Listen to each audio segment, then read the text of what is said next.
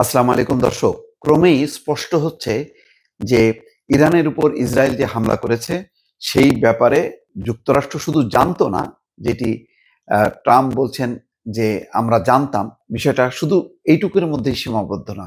তারা রীতিমতো সহযোগিতা করেছে, অর্থাৎ পুরো পরিকল্পনা বাস্তবায়নে এবং যে সমস্ত সামরিক যন্ত্রপাতি দিয়ে, ক্ষেপণাস্ত্র দিয়ে, অন্যান্য সরঞ্জাম দিয়ে যা যা সহযোগিতা করার দরকার মোটামুটি সবই করেছে মার্কিন যুক্তরাষ্ট্র। এখন যখন ইরান হামলা করছে তখন তারা মধ্যপ্রাচ্যে থাকা তাদের সমস্ত ঘাঁটিগুলো, সামরিক ঘাঁটিগুলো সক্রিয় করেছে। দর্শক, এ নিয়ে সংবাদ এবং বিশ্লেষণ। তার আগে ছোট্ট অনুরোধ, যারা এখনো ভয়েস বাংলা সাবস্ক্রাইব করেননি সাবস্ক্রাইব করবেন এবং লাইক শেয়ার দিয়ে ভয়েস বাংলার সঙ্গেই থাকবেন এবং অবশ্যই আপনাদের মতামত জানাবেন কেমন লাগছে এই খবর এবং বিশ্লেষণগুলো। আসুন আমরা দেখি সর্বশেষ যে খবর এসছে। মিডল ইস্ট আই এই তথ্যসূত্র দিয়ে প্রথম আলো প্রকাশ করেছে যে ইরানে হামলার আগে গোপনে ইসরায়েলে হেল ফায়ার ক্ষেপণাস্ত্র পাঠিয়েছে যুক্তরাষ্ট্র। তাহলে এই সামরিক যন্ত্র বা সরঞ্জাম কেন পাঠিয়েছে? ইরানের উদ্দেশ্যে, ইরানকে হামলা করার জন্য। অথচ এই ডোনাল্ড ট্রাম্প বলছে সে যুদ্ধ চায় না, সে শান্তি চায় এবং যখন সে ক্ষমতায় আসবে তারপর থেকে ইউক্রেন রাশিয়া যুদ্ধ বন্ধ, গাজায় যুদ্ধ বন্ধ, সব যুদ্ধ বন্ধ হয়ে যাবে। কিন্তু এখন দেখা যাচ্ছে যে উল্টা আরো যুদ্ধের মাত্রা দিনকে দিন বাড়ছে, যেখানে মার্কিন যুক্তরাষ্ট্রের একেবারে প্রত্যক্ষ সহযোগিতা প্রকাশ পাচ্ছে। ইরানে শুক্রবার নজিরবিহীন হামলার আগে ইসরায়েলকে চুপিসারে কয়েকশো অত্যাধুনিক হেলফায়ার ক্ষেপণাস্ত্র সরবরাহ করেছে যুক্তরাষ্ট্র। মিডল ইস্ট আইয়ের অনুসন্ধানে এই তথ্য উঠে এসছে। আগে থেকেই বড় পরিসরে অস্ত্র ও গোলাবারুদ মজুত করছে ইসরায়েল। এরই অংশ হিসেবে ইরানে হামলার কয়েকদিন আগে গত মঙ্গলবার যুক্তরাষ্ট্র গোপনে ইসরায়েলে প্রায় ৩০০টি হেলফায়ার ক্ষেপণাস্ত্র পাঠায়। অথচ ট্রাম্প প্রশাসন বলছিল তারা ইরানের সঙ্গে পারমাণবিক ইস্যু নিয়ে আলোচনায় আগ্রহী। পারমাণবিক ইস্যু, ভারী যন্ত্রপাতি এবং মারাত্মক মারণাস্ত্র তৈরি করবে যুক্তরাষ্ট্র, সেটি দেবে ইসরায়েলকে, আর ইরান হাত গুটিয়ে বসে থাকবে। এই হচ্ছে মার্কিন পরিকল্পনা। এত বিপুল সংখ্যক হেলফায়ার ক্ষেপণাস্ত্র সরবরাহের বিষয়টি ইঙ্গিত দেয় যে ইরানে ইসরায়েলের হামলার পরিকল্পনার বিষয়ে ট্রাম্প প্রশাসন আগে থেকেই ভালোভাবে অবগত ছিল। নাম প্রকাশ না করার শর্তে দুই মার্কিন কর্মকর্তা মিডল ইস্ট আইকে এই তথ্য জানান। ইরানে হামলার আগে যুক্তরাষ্ট্র যে ইসরায়েলে বিপুল পরিমাণ হেলফায়ার সহ অন্যান্য অস্ত্র সরবরাহ করেছে সে খবর এতদিন প্রকাশিত হয়নি। গতকাল রয়টার্সকে দুই মার্কিন কর্মকর্তা জানান, ইসরায়েলকে লক্ষ্য করে ইরানের ছোড়া ক্ষেপণাস্ত্রগুলো ভূপাতিত করতে মার্কিন সেনাবাহিনী সহায়তা করেছে। এখন দেখেন, ইসরায়েল যখন হামলা করছে ইরানকে তখন সেই ক্ষেপণাস্ত্রগুলো ভূপাতিত করার চেষ্টা করেনি, কিন্তু ইরান যখন ছুটছে তখন সেগুলো ভূপাতিত করছে। তার মানে পুরোপুরি মানে মানে এর চেয়ে আর কি সাপোর্ট হয়?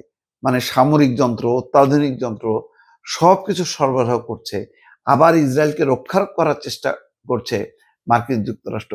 এ থেকে কি প্রমাণ পাওয়া যায়? হেলফায়ার হলো লেজার নিয়ন্ত্রিত আকাশ থেকে স্থলে নিক্ষেপণযোগ্য ক্ষেপণাস্ত্র। ইরানের পারমাণবিক স্থাপনায় বিস্ফোরণ ঘটাতে এই ক্ষেপণাস্ত্র বিশেষভাবে উপযোগী নয়, তবে নির্ভুলভাবে লক্ষ্যবস্তুতে আঘাত হানার জন্য এটি কার্যকর। গতকালের হামলায় ইসরায়েলি সামরিক বাহিনী ১০০টির বেশি যুদ্ধ বিমান ব্যবহার করেছে। এসব বিমান নির্ভুল শনাক্তকরণ প্রযুক্তি ব্যবহারের মাধ্যমে ইরানের শীর্ষ সামরিক কর্মকর্তা এবং পরমাণু বিজ্ঞানীদের নিশানা করে এবং কমান্ড সেন্টারগুলোর উপর আঘাত হানে। এক জ্যেষ্ঠ মার্কিন কর্মকর্তা মিডল ইস্ট আইকে বলেন, হেলফায়ার ব্যবহারের নির্দিষ্ট সময় এবং ক্ষেত্র আছে, এগুলো ইসরায়েলের জন্য বেশ কার্যকর ছিল। গতকাল বিমান হামলা চালিয়ে বেশ কয়েকজন শীর্ষস্থানীয় ইরানি কর্মকর্তা এবং পরমাণু বিজ্ঞানীকে হত্যা করে ইসরায়েল। নিহত এই কর্মকর্তাদের মধ্যে রয়েছেন ইসলামিক রেভলিউশনারি গার্ড কোরের প্রধান মেজর জেনারেল হোসেইন সালামি, সশস্ত্র বাহিনী chief of staff major general Mohammad Bagheri ও সর্বোচ্চ নেতা আয়াতুল্লাহ আলী খোমেনির ঘনিষ্ঠ উপদেষ্টা আলী শামখানি। ট্রাম্প প্রশাসন কয়েক মাস আগে থেকেই ইসরায়েলের এই হামলার পরিকল্পনা বিষয়ে জানত। চলতি মাসের শুরুতে মিডল ইস্ট আই প্রকাশ করে গত এপ্রিল ও মে মাসে যুক্তরাষ্ট্রের কেন্দ্রীয় গোয়েন্দা সংস্থা সিআইএ কে ইরানের পারমাণবিক স্থাপনাগুলোর উপর ইসরায়েলের একতরফা হামলার পরিকল্পনা সম্পর্কে ব্রিফ করা হয়। এই পরিকল্পনায় ছিল নিশানা ব্যবস্থাগুলোর বিশ্লেষণ, সাইবার হামলার ছক কষা এবং নির্ভুল আঘাতের কৌশল। পরিকল্পনাটি বাস্তবায়নের রূপরেখা ট্রাম্প প্রশাসনকে মুগ্ধ করে, অর্থাৎ তাদের সমস্ত পরিকল্পনাটা তারা কিভাবে হামলা করবে, করে একদম ইরানকে বিপর্যস্ত করবে, সেটি যখন উপস্থাপন করে তখন ট্রাম্প প্রশাসন মুগ্ধ হয়। এটা পরিষ্কার, এটা হলো একটা ইসরায়েল এবং মার্কিন যুক্তরাষ্ট্রের একটা যৌথ পরিকল্পনা।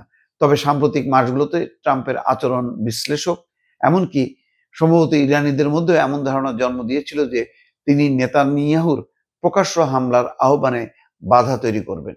মার্কিন সংবাদ সংস্থা এক্সিওস গতকাল 2 ইসরায়েলি কর্মকর্তার বরাতে জানায়, ট্রাম্প প্রশাসন ইসরায়েলি হামলার পরিকল্পনায় বাধা দেওয়া শুধু ভান করেছে, কার্যত তারা কোনো বাধা দেয়নি।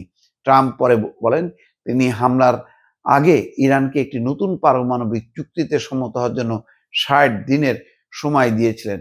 ইসরায়েলি গণমাধ্যম গত মার্চে এই 60 দিনের সময়সীমার খবর প্রকাশ করেছিল। ট্রাম্প প্রশাসন ইরানের সঙ্গে গত 12 এপ্রিল আলোচনায় বসে।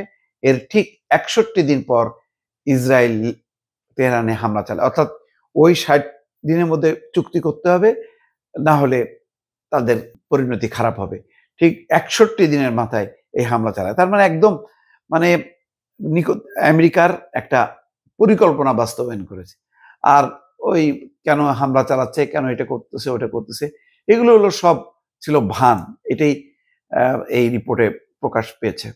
সাম্প্রতিক সপ্তাহগুলোতে ইরান ও যুক্তরাষ্ট্রের মধ্যে পারমাণবিক কর্মসূচি নিয়ে আলোচনা থমকে যায়, কারণ যুক্তরাষ্ট্র দাবি তোলে ইরান যেন কোনো ইউরেনিয়াম সমৃদ্ধকরণ না করে। আর তেহরান জানায় এই বিষয়ে কোনো আপোষ তাদের পক্ষে গ্রহণযোগ্য নয়। এবং কালকেও দেখেন যে বলেছে যে এখনো চুক্তি করার সময় আছে, না হলে চরম পরিণতি ভোগ করতে হবে, উল্টা হুমকি দিচ্ছে। 2 মার্কিন কর্মকর্তা মিডল ইস্ট আইকে বলেন, সাম্প্রতিক মাসগুলোতে আলোচনার পুরো সময় জুড়েই ট্রাম্প প্রশাসন ইসরায়েলে অস্ত্র এবং গোলাবারুদ সরবরাহ অব্যাহত রেখেছে। যুক্তরাষ্ট্রকে ক্ষেপণাস্ত্র সরবরাহের বিষয়ে আলাদাভাবে জনসমক্ষে কিছু জানাতে হয়নি, কারণ $740 কোটি একটি অস্ত্র চুক্তির অংশ হিসেবে এটি আগে থেকেই অনুমোদিত ছিল। দর্শক, বুঝতেই পারছেন যে মার্কিন যুক্তরাষ্ট্রের মদদেই ইসরায়েল এই হামলা করে। এখন ইরান পাল্টা হামলা করছে, যখন আবার তারা বলছে যে যদি আবার হামলা করা হয় তাহলে তেহরান জ্বলতে থাকবে। দেখা যাক শেষ পর্যন্ত কি হয়। দর্শক, ভালো থাকবেন। আল্লাহ হাফেজ।